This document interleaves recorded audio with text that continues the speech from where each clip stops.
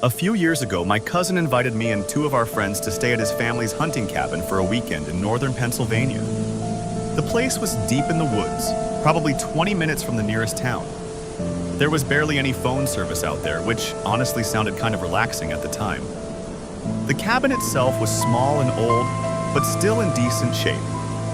My cousin told us it had been in his family since the 70s. The first night was normal. We grilled outside, played cards, drank a little, and stayed up late talking. At some point around midnight, one of my friends, Eric, mentioned hearing something outside. At first, we all assumed it was just an animal moving around in the woods, but then we heard it too. Footsteps. Slow footsteps circling the cabin. Not crunching leaves like an animal, actual footsteps. I remember all of us going quiet for a few seconds just listening. The weird part was how slow the steps were, like whoever it was wanted us to hear them. My cousin checked out the windows but couldn't see anything because it was completely dark outside except for the porch light. Eventually, the footsteps stopped. We joked about it for a while after that and honestly forgot about it pretty quickly. Around maybe 2 a.m., we all started getting ready to sleep. Eric was staying on the couch in the living room while the rest of us slept in the two bedrooms. I remember waking up maybe an hour later to Eric shaking me awake. He looked terrified. He whispered, "There's somebody outside." At first I was annoyed because I thought he was messing around. Then I heard knocking. 3 slow knocks directly against the cabin wall beside my bed. Not the door, the wall. My cousin grabbed a flashlight and looked outside through the window. Nobody. But then Eric suddenly said, "Wait, where's the axe?"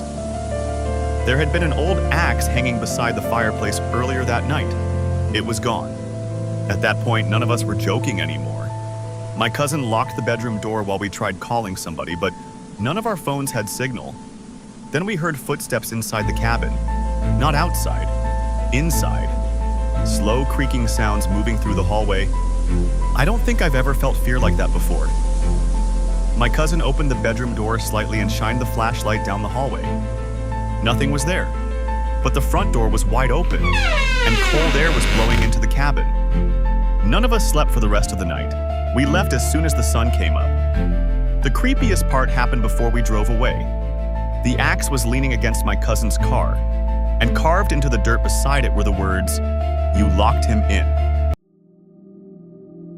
Back when I was in college, I lived in a pretty cheap apartment complex just outside campus with my friend Daniel. The building itself always felt a little sketchy. There were constantly random people hanging around outside at night, and management barely ever fixed anything. Still, it was affordable, and we were broke college students, so we dealt with it. One night Daniel went out with some friends while I stayed home because I had an early class the next morning. Around 1 a.m., I was lying in bed watching videos on my phone when I heard somebody running down the hallway outside the apartment. Not unusual. People were loud in that building all the time. But then I heard banging. Not on my door. On the apartment across from ours. A man's voice started yelling, "Open the door." I remember sitting up immediately because something about the guy's voice sounded genuinely angry. A few seconds later, a woman screamed. Not loud enough to sound like a full panic scream, but enough to make my stomach drop. I looked through the people and saw a guy standing in the hallway wearing a gray hoodie.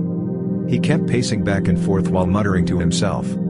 Then he suddenly stopped moving and slowly looked directly at my door. I froze. There's no way he should have known I was looking through the peephole, but it honestly felt like he did. He walked over toward my apartment slowly and stood right outside my door. Then everything went silent. No movement. Nothing. I remember barely even breathing. Then I heard him whisper, "I know you're awake." I immediately backed away from the door and locked myself in my bedroom. I was seconds away from calling the police when I suddenly heard my apartment door handle start moving. Slowly. Like somebody was trying not to make noise. At that point I realized something horrifying. I had forgotten to lock the deadbolt earlier that night. The front door creaked open slightly. I could actually hear footsteps entering the apartment. Slow, careful footsteps moving across the living room. I remember grabbing the metal lamp beside my bed because it was the only thing nearby I could use as a weapon. The footsteps stopped right outside my bedroom door. Then silence again. A full minute passed. Maybe longer. Then my phone buzzed. It was a text from Daniel saying, "Why is there a guy standing in our kitchen?" I called the police immediately. By the time they arrived, the apartment was empty. But according to Daniel, when he came back to the apartment building, he looked through the living room window before coming inside and saw someone standing completely motionless in the dark kitchen, just staring toward the hallway leading to my room. The creepiest part is that police later told us the man from the hallway had apparently been breaking into random apartments in the area for weeks. Nobody knows what he planned to do once he got inside ours. This happened to my older sister about 6 years ago after she and her husband moved into their first house.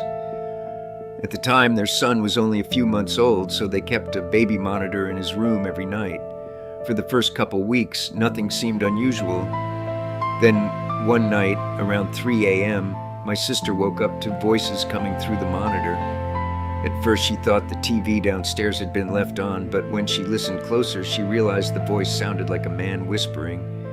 She couldn't make out everything he was saying, but she heard, "Hey, little guy," followed by laughing.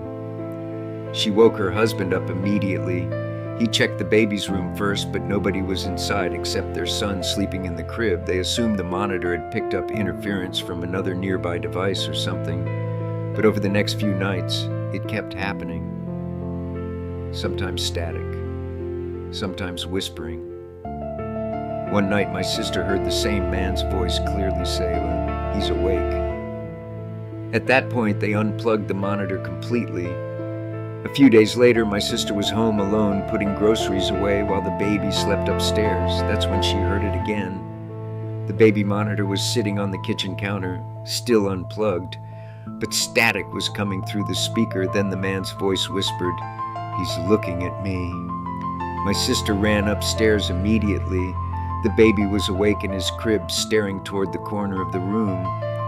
And according to my sister, the closet door was slowly swinging shut when she entered. They moved out less than 2 months later after another incident neither of them likes talking about. To this day, my sister refuses to keep baby monitors inside her house.